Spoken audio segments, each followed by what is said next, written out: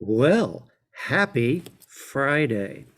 And you know what happens at 3 o'clock on every Friday here at Story and Song. I will have you know something, though, folks, that you actually have interrupted a giggle fest. Well, hello, hello, hello. That Having fun here. hello came from Gillian Johnson.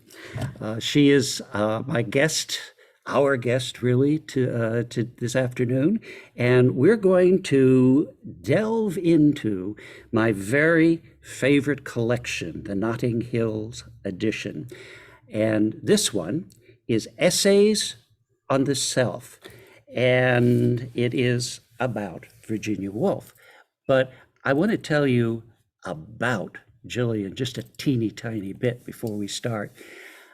It's been my honor to have known her over the years and watched her do some spectacular theatrical events. Oh, you do flatter me, Ron. Well, I try, because I want you to come back again and again. I've got to be nice. So one of the things I remember educating Rita, which was done at ACT, and Taking me back now. that's That was, right. Yeah, I think it was 2007, if I remember rightly. Yes, it was about then. I wasn't going to go back that far, but we also have the curious incident of the dog in the nighttime, and I've actually done that show as well as a performer.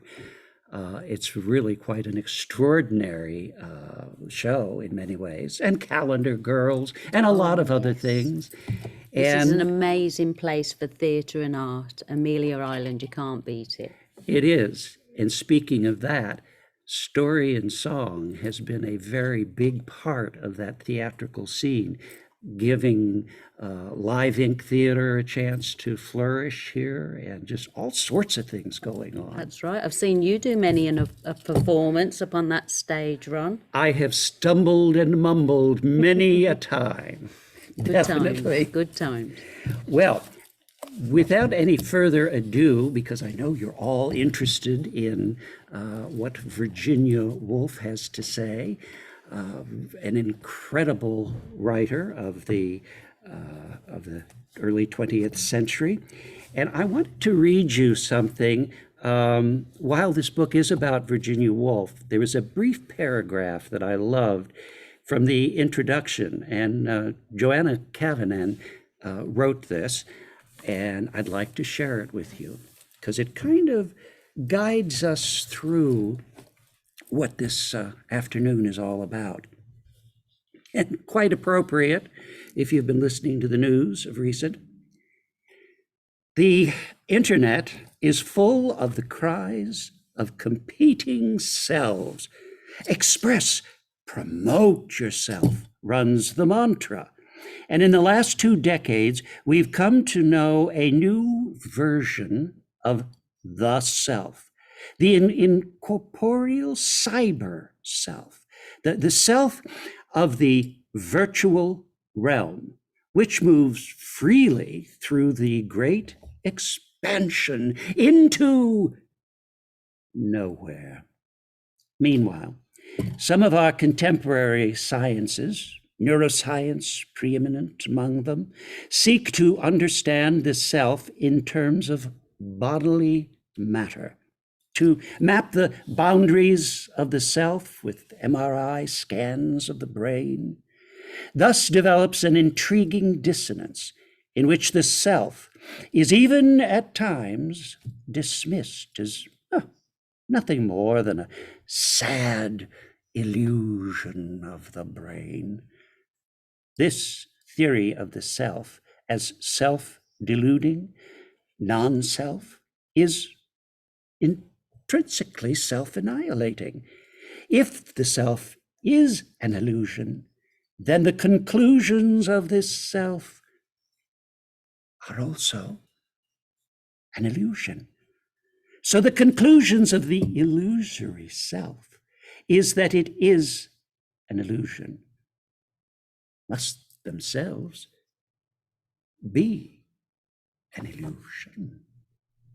Now, to test that theory, I'm going to let Gillian take you to Virginia Woolf's impressions on the topic. Thank you, Ron. I'm going to start off with a one-page excerpt from a writer's diary. I detest the hardness of old age. I feel it. I rasp. I'm tart. The fool less prompt to meet the morning dew, the heart less bounding at emotion new, and hope once crushed, less quick to spring again.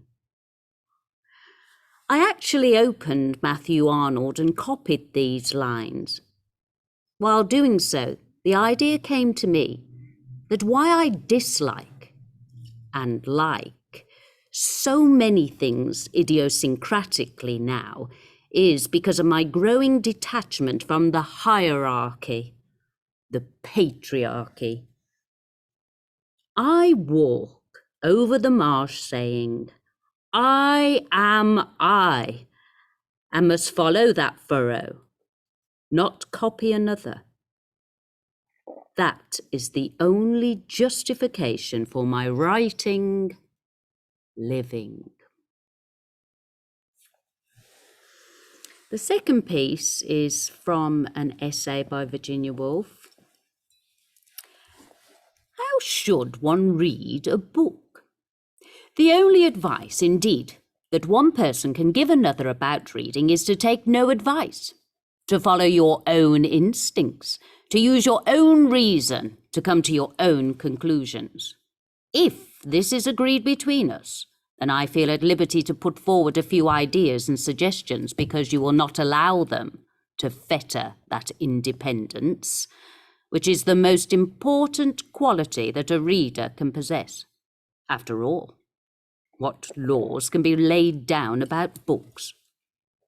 The Battle of Waterloo was certainly fought on a certain day, but is Hamlet a better play than Lear? Nobody can say. Each must decide that question for himself. To admit authorities, however heavily furred and gowned, into our libraries and let them tell us how to read, what value to place upon what we read, is to destroy the spirit of freedom, which is the breadth of those sanctuaries. Everywhere else we may be bound by laws and conventions. There we have none. It's simple enough to say that since books have classes, fiction, biography, poetry, we should separate them and take from each what is right that each should give us. Yet few people ask from books what books can give us. Most commonly, we come to books with blurred and divided minds, asking of fiction that it shall be true, of poetry that it shall be false, of biography that it shall be flattering, of history that it shall enforce our own prejudices. If we could banish all such preconceptions when we read, that would be an admirable beginning. Do not dictate to your author. Try to become him. Be his fellow worker and accomplice.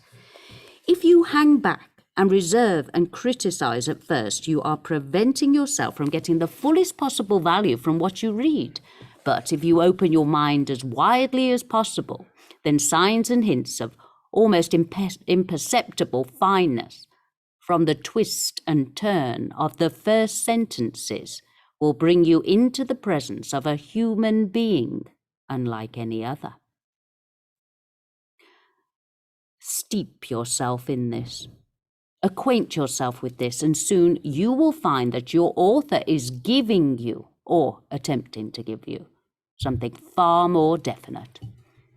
The 32 chapters of a novel, if we consider how to read a novel first, are an attempt to make something as formed and controlled as a building. But words are more impalpable than bricks. Reading is a longer and more complicated process than seeing. Perhaps The quickest way to understand the elements of what a novelist is doing is not to read, but to write, to make your own experiment with the dangers and difficulties of words. To read a novel is difficult and complex. You must be capable not only of great fineness of perception, but of great boldness of imagination if you're going to make use of all that the novelist, the great artist, gives you. Also, we can read books with another aim, not to throw light on literature, not to become familiar with famous people, but to refresh and exercise our own creative powers. Is there not an open window on the right hand of the bookcase? Oh, how delightful to stop reading and look out! How stimulating the scene is in its unconsciousness, its irrelevance, its perpetual movement. The colts galloping around the field, the woman filling her pail at the well, the donkey throwing back his head and emitting his long, acrid moan. The greater part of any library is nothing but the record of such fleeting moments in the lives of men, women, and donkeys. Every literature, as it grows old, has its rubbish heap, its record of vanished moments and forgotten lives, told in faltering and feeble accents that have perished.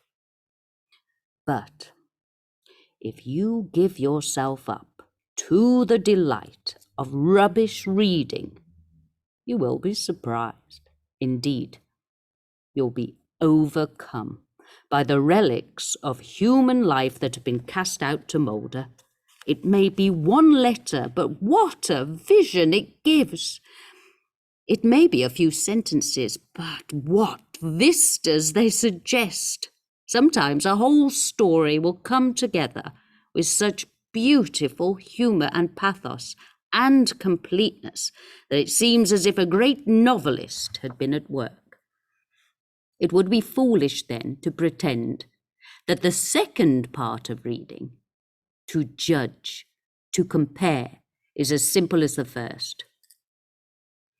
To open the mind wide to the fast flocking of innumerable impressions, to continue reading without the book before you, to hold one shadow shape against another, to have read widely enough and with enough understanding to make such comparisons alive and illuminating, that is difficult. It is still more difficult to press further and to say, not only is a book of this sort, but it's of this value. Here it fails. Here it succeeds. This is bad. That is good. To carry out this part of a reader's duty needs such imagination, insight, and learning that it's hard to conceive any one mind sufficiently endowed. Impossible for the most self-confident to find more than the seeds of such powers in himself.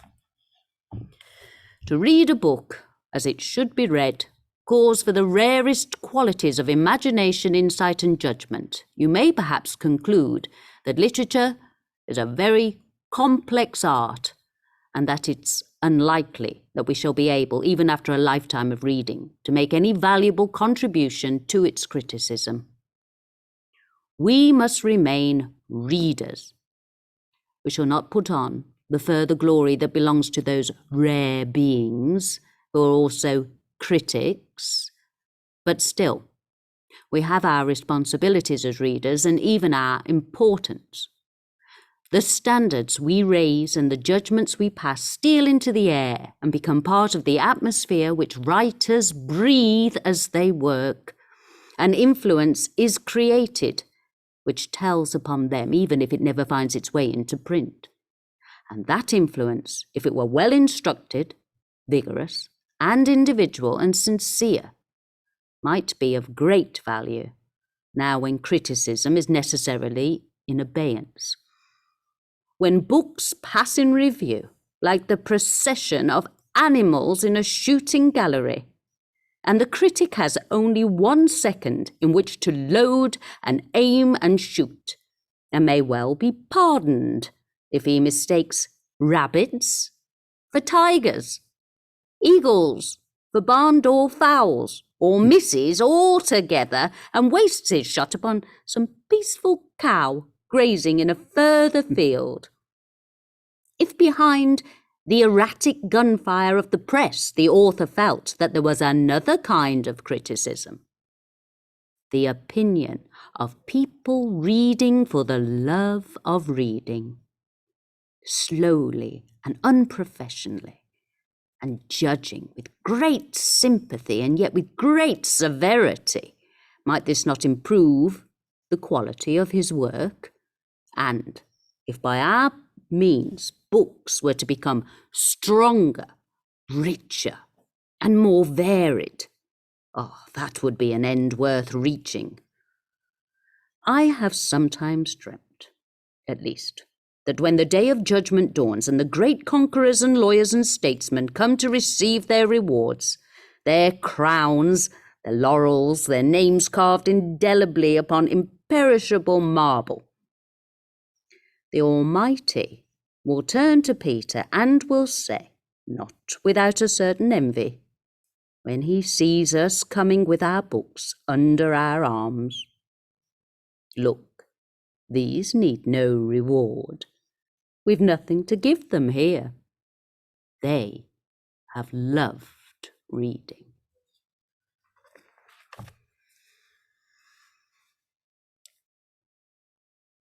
An essay written by Virginia Woolf called Sara Coleridge. Coleridge also left children of his body. One, his daughter Sara, was a continuation of him, not of his flesh indeed, for she was minute, ethereal, but of his mind, his temperament. The whole of her 48 years were lived in the light of his sunset, so that, like other children of great men, she is a checkered, dappled figure flitting between a vanished radiance and the light of every day. And like so many of her father's works, Sara Coleridge remains unfinished. Mr. Griggs has written her life exhaustively, sympathetically, but still, ...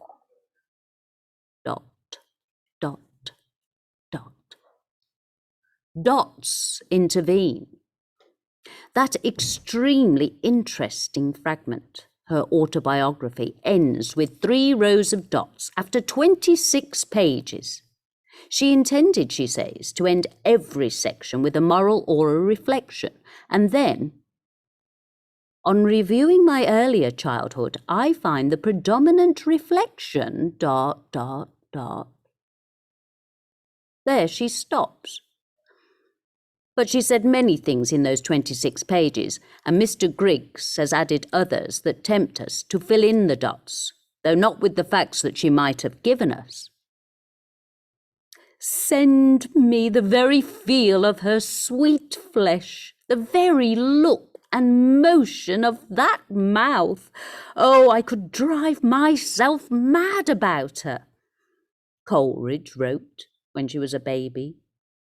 She was a lovely child, delicate, large-eyed, musing, but active, very still, but always in motion like one of her father's poems. She remembered how he took her as a child to stay with the Wordsworths at Allenbank. He would tell me fairy stories when he came to bed at 12 or 1 o'clock. ... It was her father who, when she lay awake, terrified by a horse with eyes of flame, gave her a candle. He too had been afraid of the dark. With his candle beside her, she lost her fear and lay awake, listening to the sound of the river, to the thud of the forge hammer, and to the cries of stray animals in the fields. The sounds haunted her all her life. No country, no garden, no house ever compared with the fells and the horseshoe lawn. She sat there while her father, Wordsworth, and De Quincey paced up and down talking, What they said she could not understand, but she used to note the handkerchief hanging out of his pocket and longed to clutch it. When she was a child, the handkerchief vanished, and her father with it. Then the brothers, Hartley and Derwent, vanished too. And Mrs. Coleridge and Sara stayed on with Uncle Southey, feeling their dependence and resenting it.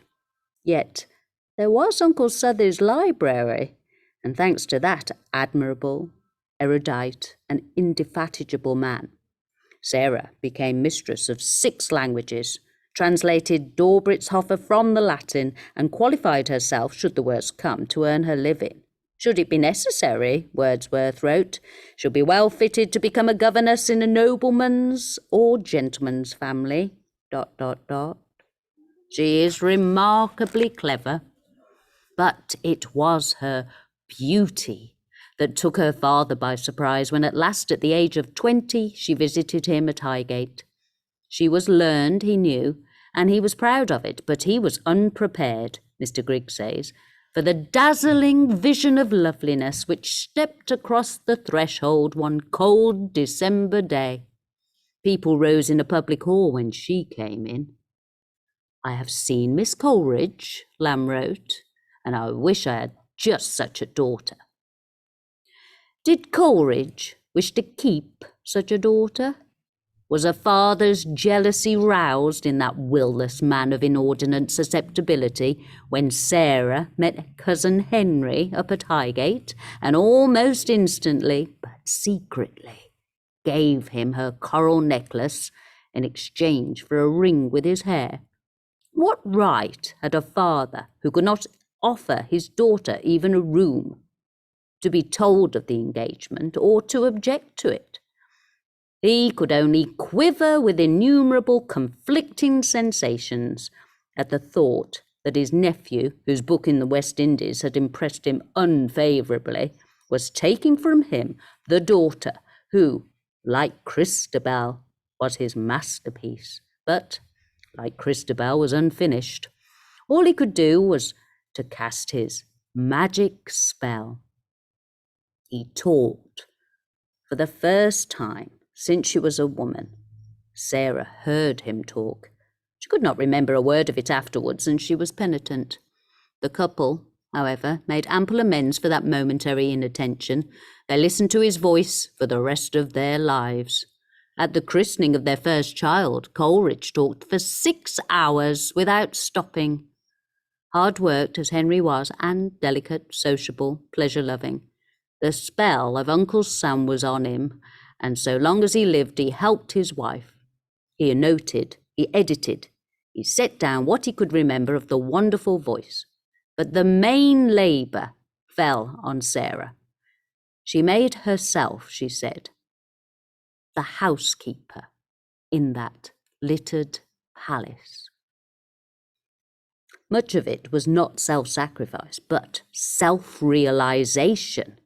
She found her father in those blurred pages as she'd not found him in the flesh. And she found he was herself. She did not copy him, she insisted. She was him. Often she continued his thoughts as if they had been her own. Did she not even shuffle a little in her walk, as he did, from side to side? Then Henry, whose gaiety had so often dragged her from the dark abyss, died young, leaving his notes unfinished, and 2 children also, and very little money, and many apartments in Uncle Sam's great house, still unswept. She worked on. In her desolation, it was her solace, her opium perhaps. Things of the mind and intellect give me intense pleasure. They delight and amuse me as they are in themselves, ...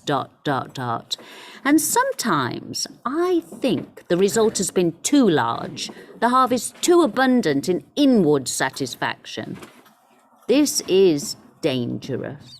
dot, dot, dot. Thoughts proliferated. Like her father, she had a Suriname toad in her head, breeding other toads. But his were jewelled. Hers were plain.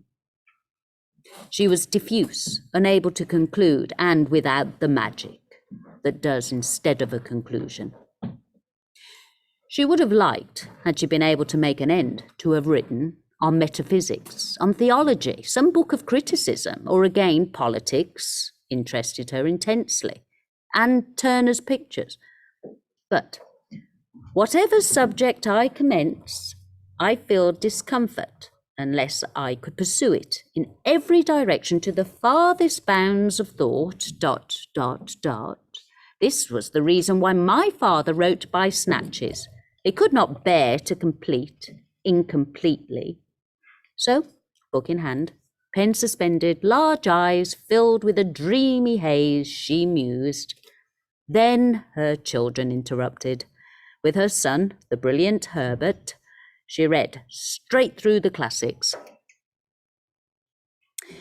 She meant to write her life, but she was interrupted. There was a lump on her breast. Mr. Gilman consulted, detected cancer. She did not want to die. She'd not finished editing her father's works. She'd not written her own. For she did not like to complete incompletely. But she died at 48, leaving, like her father, a blank page covered with dots and 2 lines. Father, no amorous air shall wreathe my brow, enough that round thy grave they flourish now. Dot, dot, dot. Dot, dot, dot. Thank you. Thank Gillian you. Bond. Thank you for having me here. This has been an absolute delight. And I would encourage you to read further because we've cherry-picked a few moments from this particular volume, and it's delicious reading and it's very thought-provoking. And I could not think of a better companion on this exploration than one Gillian Johnson, who is our guest today. And I hope she'll come back and share some more experiences and thoughts with us. And so I leave you for yet another week when we'll be doing something else about something fascinating. And you have but to wait and come and visit with us again next Friday at 3. Thank you for having me, Ron. My pleasure. Thank you, Virginia Woolf, for coming. Thank you so much. It's been an absolute wonderful opportunity. Thank you. I'd love to come back again.